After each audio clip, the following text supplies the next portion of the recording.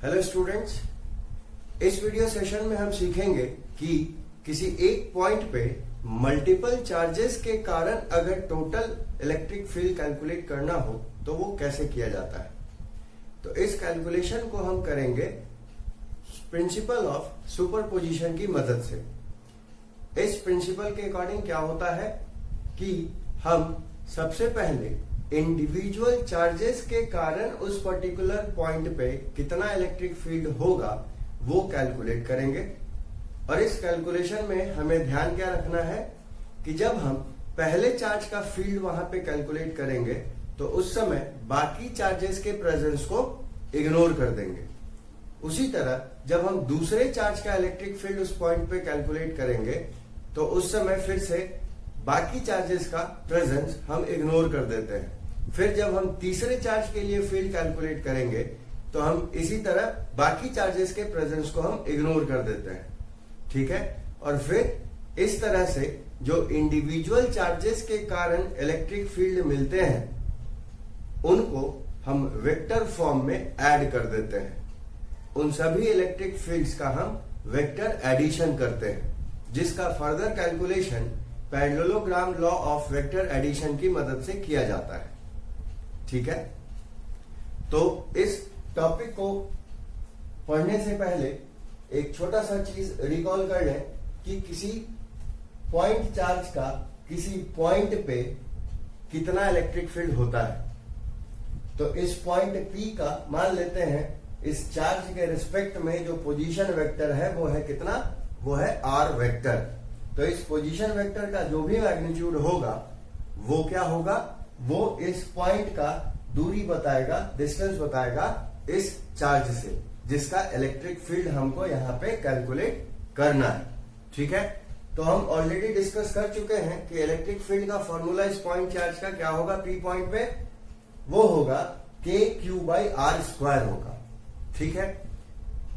इसमें कैलकुलेशन में एक चीज और मेंशन किया गया था पिछले वीडियो में कि जब हम इलेक्ट्रिक फील्ड का मैग्नीट्यूड कैलकुलेट करते हैं तो उस समय हम चार्ज के मैग्नीट्यूड की बात करते हैं, बस यहाँ पे हम चार्ज का पोलैरिटी कंसीडर नहीं करते, ठीक है।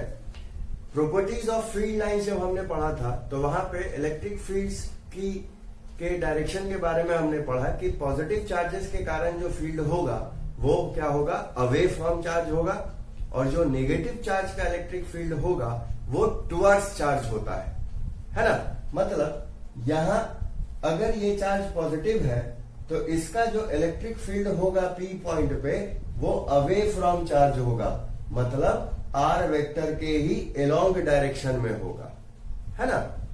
अगर ये चार्ज नेगेटिव है तो यहां पे जो इलेक्ट्रिक फील्ड होगा उसकी डायरेक्शन क्या होगी, टुवर्ड्स चार्ज होगी, मतलब अपोजिट टू R वेक्टर होगी।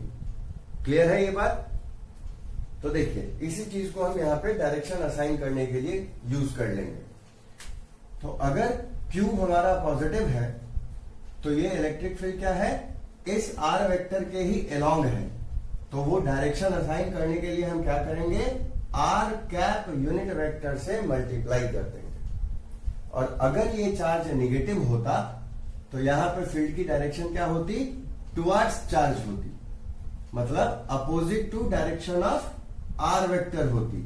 इसीलिए हम यहाँ पे डायरेक्शन असाइन करने के लिए क्या करेंगे, माइनस R कैप से मल्टीप्लाई कर देंगे। क्लियर है ये चीज। डायरेक्शन असाइन करने में कोई दिक्कत किसी को, फिर भी अगर कोई कंफ्यूजन हो तो आप मेरे नंबर पे कांटेक्ट कर सकते हैं। मेरा नंबर है 9179979001, ठीक है। अब आगे बढ़ते हैं। तो शुरू में ही मैंने ये डिस्कस किया कि मल्टीपल चार्जेस का जो इलेक्ट्रिक फील्ड कैलकुलेट होगा किसी पर्टिकुलर पॉइंट पे वो कैसे होगा। वो पहली बात होगा प्रिंसिपल ऑफ सुपरपोजिशन के मदद से, जिसके अकॉर्डिंग हम क्या करेंगे, सबसे पहले इंडिविजुअल चार्जेस का जो है वो फील्ड कैलकुलेट होगा इस पॉइंट पे, ठीक है। और इस पॉइंट पे जहां पे हमको नेट फील्ड पता करना है इन चार्जेस के कारण, वहां पे हम टेस्ट चार्ज जो मानेंगे वो मानेंगे यूनिट पॉजिटिव चार्ज, ठीक है, क्योंकि इलेक्ट्रिक फील्ड की डेफिनेशन क्या होती है, force per unit test charge होती है। तो जो यहाँ पे हम टेस्ट चार्ज मान रहे हैं वो 1 मान रहे हैं। तो जब टेस्ट चार्ज की वैल्यू से हमको डिवाइड करने की जरूरत पड़ेगी फोर्स को तो क्या होगा, कोई फर्क नहीं पड़ेगा। 1 से किसी भी नंबर को डिवाइड करेंगे तो कोई फर्क नहीं पड़ेगा, इसलिए हम यहाँ पे टेस्ट चार्ज +1 कूलम का ले लेते हैं, ठीक है, जिसको हम यूनिट पॉजिटिव टेस्ट चार्ज भी कहते हैं, ठीक है। तो सुपरपोजिशन प्रिंसिपल के अकॉर्डिंग हम सबसे पहला काम क्या करेंगे कि ये जो इंडिविजुअल चार्जेस हैं, है ना, इनके कारण हम पहले अलग अलग इलेक्ट्रिक फील्ड कैलकुलेट करेंगे। और उसमें ध्यान क्या रखना है कि जब हम Q1 के कारण यहाँ पे फील्ड निकालेंगे तो उस समय हम इन चार्जेस को इग्नोर करेंगे। जब हम Q2 के कारण यहाँ फील्ड निकालेंगे उस समय इसको इग्नोर करेंगे। जब हम Q3 के कारण यहाँ फील्ड निकालेंगे तो उस समय इन सबको इग्नोर करेंगे।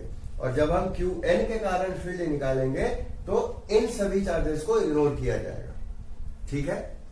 तो अब फॉर कन्वीनियंस, आसानी के लिए हम मान लेते हैं कि ये सारे चार्जेस हमारे क्या हैं, पॉजिटिव पोलैरिटी के हैं। तो इस पॉइंट पे जो इन सभी चार्जेस के कारण इलेक्ट्रिक फील्ड होगा वो क्या होगा, अवे फ्रॉम चार्ज होगा, है ना। तो देखिए, मान लेते हैं कि P पॉइंट का जो पोजीशन वेक्टर था Q1 चार्ज से वो है R1 वेक्टर, Q2 से जो है वो है R2 वेक्टर, Q3 से जो है वो है R3 वेक्टर और Qn से जो है वो है Rn वेक्टर, है ना। तो P पॉइंट पे जो इलेक्ट्रिक फील्ड का डायरेक्शन होगा इन सभी चार्जेस के कारण वो किधर होगा, अवे फ्रॉम चार्ज, मतलब इन पोजीशन वेक्टर्स के ही एलोंग होगा, है ना, क्योंकि सारे पोजीशन वेक्टर क्या है, अवे फ्रॉम चार्ज डायरेक्टेड है। तो देखिए Q1 के कारण जो P पॉइंट पे इलेक्ट्रिक फील्ड होगा वो किधर होगा, वो हो जाएगा इस डायरेक्शन में, ये E1 वेक्टर। Q2 के कारण जो फील्ड हो जाएगा इस पॉइंट पे वो हो जाएगा इस डायरेक्शन में, E2 वेक्टर।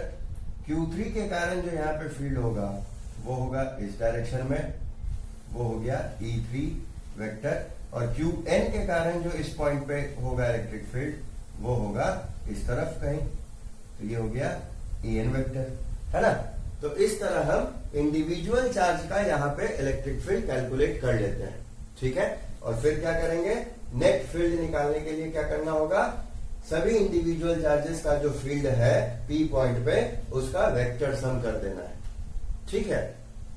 तो उसको हम इस तरीके से एक्सप्रेस कर सकते हैं, क्लियर है। तो ये वेक्टर फॉर्म में सभी फील्ड्स का हम एडिशन कर देते हैं। तो आप एग्जाम में चाहें तो आंसर यहां भी छोड़ सकते हैं, बट इसको हम और एलोबरेट कर सकते हैं। देखिए कैसे, तो E1 का फॉर्मूला हम लिख देंगे।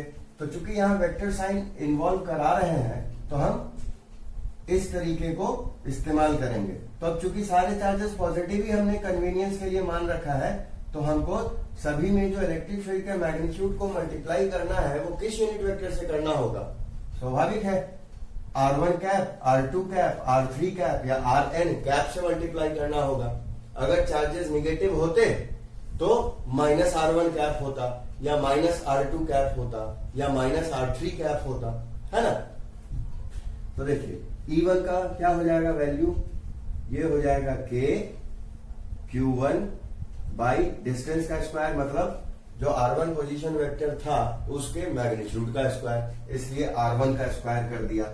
और इनटू क्या हो जाएगा, R1 कैप हो जाएगा, क्योंकि R1 वेक्टर के ही अलोंग डायरेक्टेड है E1, है ना। डायग्राम में भी क्लियर मेंशन कर ही दिया है और ये बातें डिस्कस कर भी चुके हैं।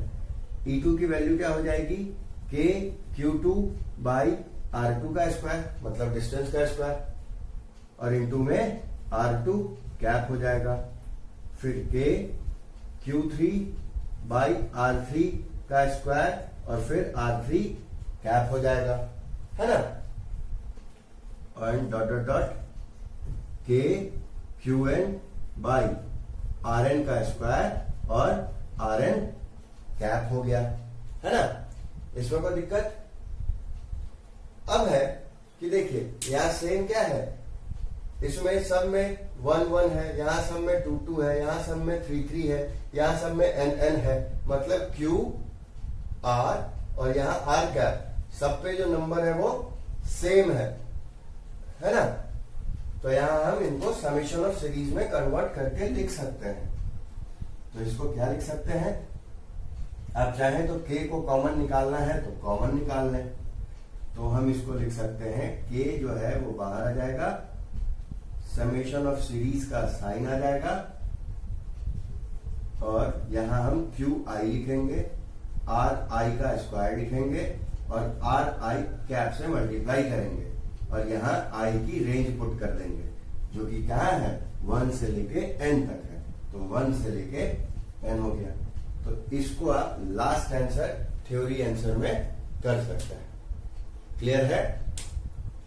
तो इस तरीके से हमने किसी पर्टिकुलर पॉइंट पे मल्टीपल चार्जेस के कारण नेट इलेक्ट्रिक फील्ड को कैलकुलेट करना सीखा यूजिंग प्रिंसिपल ऑफ सुपरपोजिशन।